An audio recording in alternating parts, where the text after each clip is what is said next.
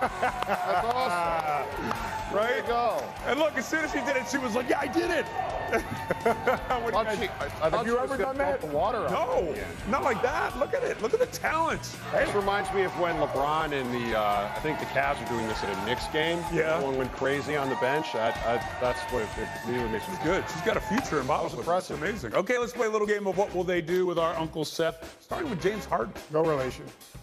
James Harden's going to stick around. He's going to take that money. They're going to probably restructure. The biggest thing James Harden's got to do, he's got to get in world-class shape. He's healthy now. Now he can get himself in condition. Out of shape, he can't finish at the rim. He can't play through contact. He didn't have that burst to get downhill. I think he sticks around. They got a core unit added to Anthony Melton.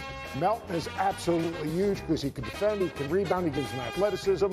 Obviously, to complement their core four. And Kyrie Maxey is only going to continue to get better. The Anthony Melton trade last week from Philly, biggest impact move of the draft. I like that. Bradley Beal, the dude is an absolute bucket. There's no doubt about it. I'm not sure if winning's all that important, but that dude's sticking around and he's going to stay in Washington. I do like the piece, obviously, John Davis.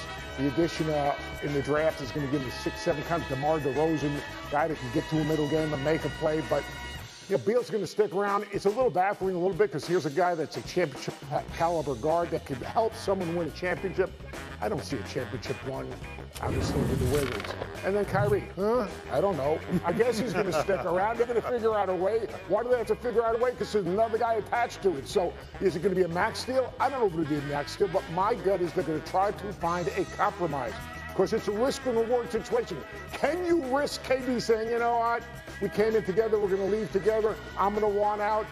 I think they've got to find a way to make it work. A little head scratching, a little bit, as Tim just said, a game of chicken, high stakes, but you can't mess with it. Stakes don't get any higher than this. Look who's weighing in. Draymond Green on a potential LeBron, Kyrie reunion in L.A. Look at what he said. With LeBron James, if you give them someone like Kyrie, they're going to have a chance because of the way Kyrie can score the basketball.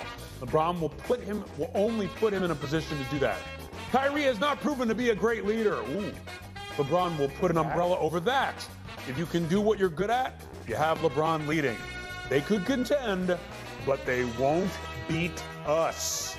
A lot of little nuggets in there. Exactly what he wanted to happen. You're talking about him. It's perfect. I mean, Draymond basically just said, I think I want to be on Get Up on Monday. I'm going to come out with this comment. And there you go. You buy it? Yeah, I don't see the lie there anywhere. I think, if you look at Kyrie's whole track record in the league, right? We talked about it in the last segment. He has not proven to be any kind of a leader of a team. He can lead one guy. What's that? He can lead one guy. Well, yeah, he's a tremendous talent. He's a tremendous talent who has proven to be an amazing scorer. And as we're seeing in these highlights when he was with the Cavs, the best role he is in, as Draymond said, is when he's the shooting guard next to a lead ball handler. We saw when he was in Brooklyn last year with James Harden, when, as Zach pointed out earlier, he was an all-NBA caliber player. He gave up being point guard immediately to James Harden, right? He said, James, you're going to run the team, and I'm going to go out and score. And that's the role that Kyrie fits in perfectly. So, yeah, if he teams up again with LeBron, with the Lakers, obviously that is the kind of role we've seen him have a ton of success in. But as Draymond also said, that Laker team would still have a ton of holes. They'd have to have 10 or 11 minimum contract players on the team. We saw how that went last year. I just don't think they'd be deep enough to be able to win even with those three guys, despite the fact that they obviously would have a ton of top-end talent. So, Zach, living in this world that there's a possibility that LeBron and Kyrie team up, are they a contender for you? First of all, you got to love Draymond because, first of all, it's unwise to ever disagree with him about basketball. And number two, he's got to get right there at the end. He's got to get the dig in. They won't beat us. God bless Draymond Green. Yep. We're really having a conversation about whether a team with Kyrie Irving, LeBron James, and Anthony Davis could contend for a title. Absolutely, they can contend for a title. That's like a tailor-made modern big three. And I do think, just like what happened with Paul George, is happening with Anthony Davis. We're only remembering the most recent stuff we've seen, and everybody is getting too low on Anthony Davis, just like they did on Paul George. I expect a big bounce back from Anthony Davis. Tim is right that filling out the rest of the roster is going to be tricky. We saw that mostly went bust last year. We haven't even talked about Russell Westbrook, who should probably be mentioned because he might be making more money than anyone on that team, which is kind of a problem. But yeah, I think that team with those three guys, if you can get them healthy, playing 40 minutes a game at the most high-stakes moments in the playoffs, they could absolutely contend for a title. LeBron is still that good, and those other guys are stars. And to be clear, I do think they'd be a contender. I just think their flaws would be a little too much for them to Not for ultimately. the Warriors. Right. But here's what gets 39 me. and 13 in the playoffs, Kyrie and LeBron. Wow. Pretty good. 39, That's amazing. that's going to put you in contention to maybe win a championship. And like, I love what Zach said, because we don't talk about two guys. We don't talk about Ben Simmons. We don't talk about Anthony Davis, because obviously they've had injury issues and other issues. Anthony Davis can guard 1 through 4. Anthony Davis can make shots. Anthony Davis can protect the rim. Anthony Davis is a unique talent. If you can take those guys and find the right role players around them, and these are a lot of ifs. Yeah. You know, what do they do with Russell Westbrook? Do they eat it? Do they sell? You know, they try to get rid of him for a bunch of role players? Who knows what happens? But you take those 3 guys, the Golden State Warriors are terrific. But there was a time during the playoffs we didn't think the Golden State Warriors were going to win. That's true. That's true. And in the end, obviously they got it done. Having a guy like Kyrie, when he's right, complimented by LeBron, I mean, yeah, why? Of course they can win it. Yeah, All right, it's a so talent league, and that's a lot of talent. Yeah. That's true. So on the other side of this, if Kyrie does leave, where does that leave KD? Well, that leaves every other team wanting to get him. And then look at this. Damian Lillard channeled that exact thought. He took over Instagram this weekend, and he posted that. And everybody went crazy, saying, oh, this could happen, this could happen. You know, Tim, it makes me think, how does the scepter of KD affect everything going on with Kyrie and the Nets? Well, it's like we've talked about a whole bunch on the show, right?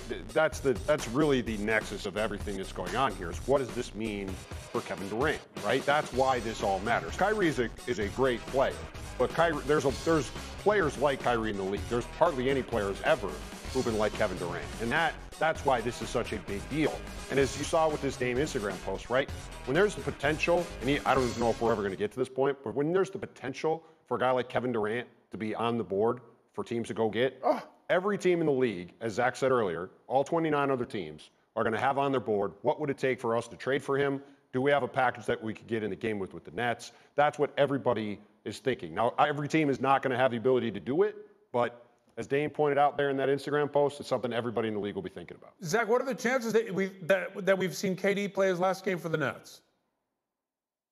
I'm not going to put a percentage number on it, but it's not 0, and it might be significantly higher than 0, depending on how this Kyrie thing unfolds. And like Tim says, KD, the whole league will at least have a meeting about it. And the key is, if you want Kevin Durant, first of all, Damian Lillard, great job on Instagram. Where are the other 29 teams? Every team's got to have a designated Durant Instagrammer to put next to your best player. Every team's got to be on this. But what you've got to have is a blue chip young player that could be the centerpiece of a trade for the Nets. And it's got to be true blue, navy blue as it gets. It can't be someone who's just pretty good. It's got to be a star young player. And most importantly, because Durant will have some say in this if it ever gets to that point, you got to have enough left in the cupboard for him to go there and feel like I've got enough around me to win a title. That sounds like an easy balance to strike. It's not when you're talking about a player of Durant's caliber, but we're not quite there yet. The Nets are optimistic still, or hopeful at least, that if it comes to this with Kyrie, they can go to Kevin and say, we've still got Ben Simmons. We'll trade Kyrie for some good players. We could have cap space as soon as next summer. Stick with us. That's going to be their selling point anyway. And by the way, he is signed for 4 years after signing an extension last summer, right? There is some power on the Nets side because of that. Right. And bottom line is, look, they want to keep him in-house. They're communicating with him. And KD has said, I'm staying out of the Kyrie thing in general. This is such an interesting thing. We'll see how this all plays out. Thank you so much, guys. Now, I want to turn to the NFL.